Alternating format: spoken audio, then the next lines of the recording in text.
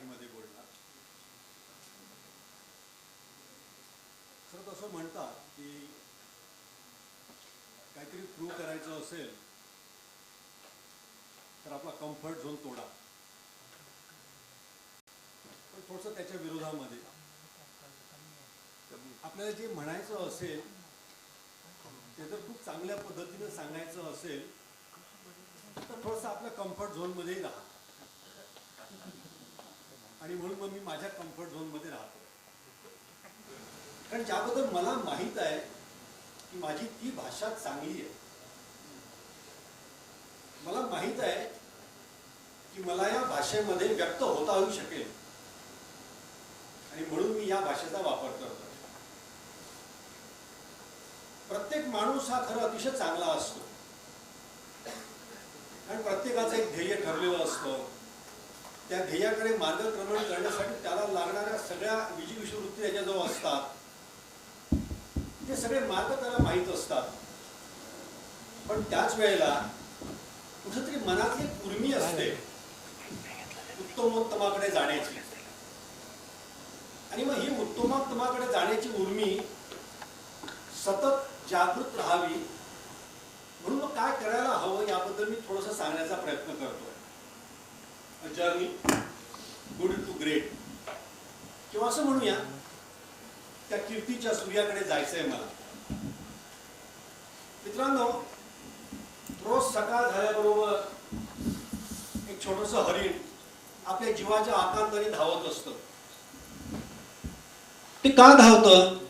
कारण त्याला माहित असतं की मला त्या जंगलातल्या अत्यंत वेगवान अशा सिंहाच्या पेक्षा लवकर धावता आलं पाहिजे. जर मी नाही धावलो तर निश्चितपणे माझा काळ जवळ आलेला आहे. त्याच वेळेला तो जंगलाचा राजा सिंह सुद्धा अतिशय वेगाने धावत असतो. कारण त्याला माहित असतं की या जंगलातला जो अतिशय संथपणे धावणारा हरिण आहे त्याला मला पकडलं पाहिजे. कारण तसं नाही झालं तर भुकेने माझा सुद्धा अंत जवळ आहे. मित्रांनो, या धावण्याच्या शर्यतीमध्ये, या जीवनाच्या शर्यतीमध्ये खरं तर निश्चितपणे हरणाचा जय झालेला असतो.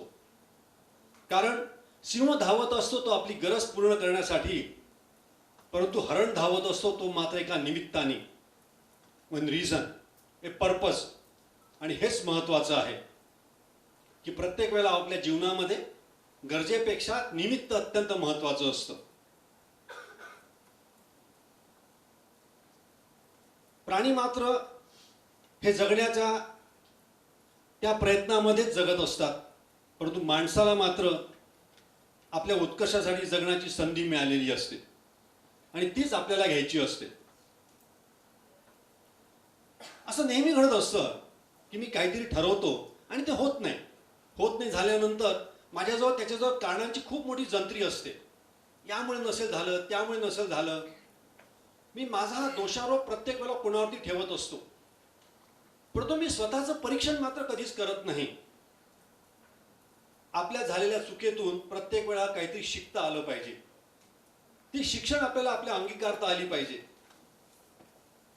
प्रत्येक येणारा दिवस हा काहीतरी प्रश्न घेऊन येत असतो, पण त्या प्रश्नामध्ये अडकून न राहताना किंवा तो प्रश्न माझ्याकडून सुटणारच नाहीये अशा प्रकारची निगेटिव्हिटी मनामध्ये न ठेवत असताना त्याला अतिशय सुंदर असे कूट प्रश्न किंवा कोडं असं म्हटलं पाहिजे.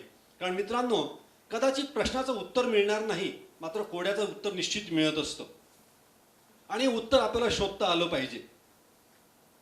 माणसाला जगण्याची संधीही नेहमीच मिळत असते, पण ही संधी करत किती वेळेला जगायचं असतं. खरं तर काही गोष्टी ज्या समोर येत असतात त्या संधी आली म्हणून न घेताना काहीतरी ठरवून आपण केलं पाहिजे. म्हणजे आपल्या समोर जे घडलेलं असतं तर ते एक चॉईस म्हणून घ्या, स्वतः ठरवून असं घ्या, तरच कुठे आपल्याला या यश मिळू शकेल. साधं सोपं जगणं खरं खूप नैसर्गिक आहे. कोणत्याही प्रकारची हालअपेष्टा न सहन करत असताना, कोणतेही कष्ट न घेत असताना सहज सुंदर जगणं हे अतिशय नैसर्गिक आहे. पण ज्याला त्या यशाच्या शिखराकडे जायचं असेल त्यांनी थोडंसं नैसर्गिकतेला सोडायला पाहिजे. काहीतरी तुम्हाला अननॅचरल करता आलं पाहिजे. उत्कर्ष मिळवणं हे थोडंसं अननॅचरल असतं, अनैसर्गिक असतं. त्यासाठी अधिक कष्ट करावे लागत असतात. एकाच ठिकाणी थांबणं, डिके होणं हे करता खूप नॅचरल आहे. परंतु फ्लरिश होणं आपण ठरवल्या बारच्या पलीकडे जाऊन काहीतरी अचीव करणं हे थोडंसं अननॅचरल आहे. आणि आपल्याला जर स्वतःला सिद्ध करायचं असेल तर हे अननॅचरल होणं गरजेचं असतं. हाच खरं संघर्ष आहे नॅचरल मधला आणि अननॅचरल मधला. हाच खरा संघर्ष आहे हा स्ट्राईव्ह मधला आणि थ्राईव्ह मधला. मित्रांनो, तुम्हाला जीवन जगायचं असेल तर live life above the line. नॅचरलपेक्षा काहीतरी वेगळं करून अननॅचरल करण्याचा प्रयत्न करा. आणि this is what a journey from good to great. त्या कीर्तीच्या सूर्याकडे जायचंय मला आणि त्याचप्रमाणे त्या कीर्तीच्या सूर्याकडे जायचंय तुम्हाला सुद्धा. मी हा माझ्या कुठल्या तरी बाउंड्रीजमध्ये नेहमीच व्यस्त असलेला, बांधून घेतलेला, कशाचीच मनामध्ये लालसा नाही राहिलेली, स्वतःला नेहमी हेल्पलेस समजतोय, माझं आयुष्य होपलेस आहे असं मी म्हणतोय, जगाकडे पाहण्याचा माझा दृष्टिकोनच बदललेला आहे, त्या जगामध्ये काहीच नाही असं मला वाटतंय.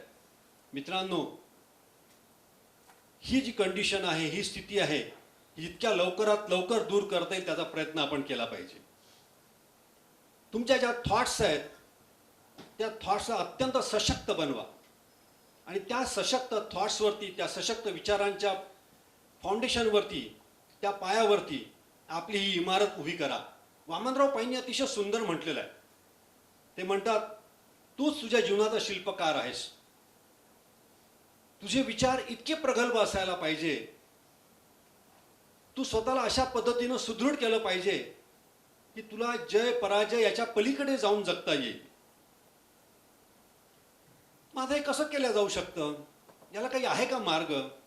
तर असं म्हणता येऊ शकेल, याला खरंच 4 मार्ग आहे. एनर्जी, तुमच्यामध्ये शक्ती असायला पाहिजे. शक्ती कोणती? शारीरिक आणि त्याचप्रमाणे मनोबल. ही शक्ती असेल तर त्या शक्तीच्या भरोशावरती तुम्हाला तुमच्यामध्ये स्वतःमध्ये एनर्जाइज करता येऊ शकेल, तुम्हाला भारित करता येऊ शकेल. आणि जो प्रयत्न असेल तो प्रयत्न अत्यंत तंतोतंत, काटेकोर, एक घाव दोन तुकडे अशा प्रकारचा प्रयत्न आपल्याला करता आला पाहिजे. आणि जे मनामध्ये ठरवलेलं असेल ते अत्यंत त्याच नियोजन पद्धतीनं तुम्हाला ते एक्झिक्यूट करता आलं पाहिजे. हे जेव्हा असं घडत असतं त्यावेळेला आपल्याला यश हे निश्चित मिळत असतं. असं कधीच काही सोपं नसतं. तुम्हाला रोज ते प्रयत्न करावे लागत असतात. तेव्हाच कुठे अशा प्रकारे काही मिरॅक्युलस घटना घडत असतात. अशी एकमेवाद्वितीय माणसंही जन्माला येत असतात.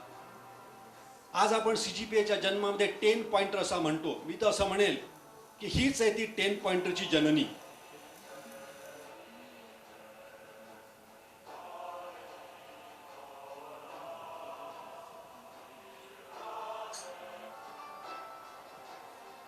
पस्तीस रेकॉर्ड आपल्या नावावरती, अनेक वर्ष तो रेकॉर्ड कोणीही मोडू नाही शकलेला, सतत त्या ध्येयाच्या मागे धावणारा, ज्याच्यावरती पोल वॉल्ट हे नाव नोंदल्या गेलेलं आहे, असा सर्जी बुक्का.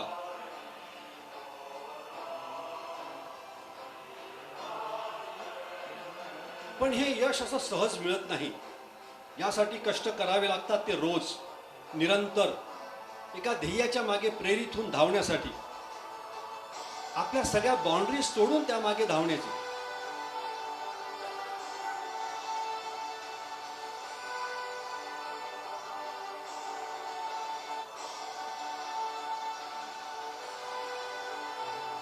पेले, त्याला फुटबॉलचा जादूगार असं म्हणतात.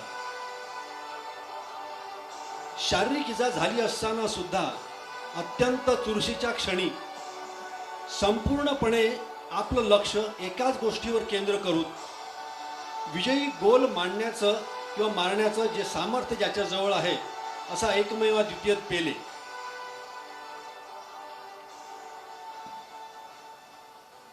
मित्रांनो, आपल्यापैकी जर प्रत्येकाने अशा प्रकारचे हे कष्ट केले असते, असे प्रयत्न केले असतील, तर त्याच्यासाठी हे यश कधीही दूर नाही.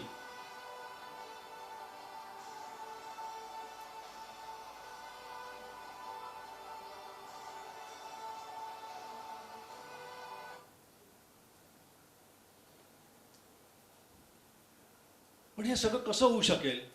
मग याला काही साधा सोपा मार्ग आहे का? तर माझ्या दृष्टीने त्याच्यासाठी 4-10 मार्ग आहेत. 10 कमांडमेंट्स हे सगळ्यांना माहीत आहे, पण यशाकडे जाण्याच्या माझ्या 10 commandments. Stay out of trouble. त्या परिस्थितीत संपूर्ण ज्ञान तुम्ही मिळवा, त्याचा अभ्यास करा, त्याच्यामध्ये असणाऱ्या सगळ्या कठीणाई ज्या असतील त्याचा अभ्यास करा आणि स्वतःला थोडंसं त्यापासून दूर ठेवा. तुमचे बार्स वाढवा, तुमचे ऑब्जेक्टिव्ह वाढवा, तुमचं एम वाढवा. Stay focused. तुम्हाला जे करायचं आहे त्याच्यावरती संपूर्णपणे लक्ष केंद्रित करा, विचलित होऊ देऊ नका. अर्थात जेव्हा तुम्हाला मानसिक शक्ती पाहिजे असेल त्याच वेळा थोडीशी शारीरिक शक्ती सुद्धा पाहिजेच असते. त्यामुळे थोडीशी एक्सरसाइज करा. टीमवर्क तर महत्वाचं आहेच, कारण संपूर्ण कष्ट कोणीही एकटा घेऊ शकत नाही. जगामध्ये फक्त त्याच्यावरच विश्वास ठेवता येऊ शकतो तो आपला एक मित्र. अशा एका ट्रस्टेड पार्टनरवर किंवा ट्रस्टेड फ्रेंडवर संपूर्णपणे विश्वास ठेवा. आपले जो रिसोर्सेस खूप असतात, पण त्या रिसोर्सेसचा योग्य पद्धतीनं कसा वापर करावा हे बऱ्याच वेळेला कळत नाही. आणि मग जेव्हा अशा प्रकारचे संकट येत असतात, त्या संकट समयी ते रिसोर्सेस योग्य पद्धतीनं वापरता येण्याची जी एक आपल्याला बुद्धी हवी असते, जी मॅच्युरिटी हवी असते, प्रगल्भता हवी असते, ती मिळवण्याचा प्रयत्न करा. आणि एवढ्या सगळ्या धकाधकीच्या आयुष्यामध्ये कुठेतरी रेस्ट ही आवश्यकच आहे. शरीराला रेस्ट पाहिजे असते, तसंच मनाला सुद्धा रेस्ट हवी असते. रिलॅक्स व्हा, रेस्ट घ्या, थोडंसं हसा सुद्धा. कारण एवढं आयुष्य अत्यंत गंभीर नाही आहे. प्रत्येक वेळेला जे काही यश मिळत असेल त्याचा आनंद आपल्याला उपभोगता आला पाहिजे, किंवा तो आनंद इतरांना सुद्धा देता आला पाहिजे. तुम्ही हसा, इतरांना सुद्धा तुमच्याबरोबर हसवा. पण एवढं सगळं असताना कधीही विसरू नका की नथिंग इज इम्पॉसिबल. तुम्ही जे ठरवाल ते निश्चित तुम्ही करू शकत असता, आणि तेच आपल्याला करायचं असतं. तुमच्यातल्या ज्या क्षमता आहेत त्या क्षमतांवरती कधीही संशय घेऊ नका. उलट तुमच्या क्षमतांना चॅलेंज करा. तुम्ही जेव्हा तुमच्या क्षमतांना चॅलेंज कराल त्यावेळेला यश हे तुम्हाला निश्चित मिळणार आहे.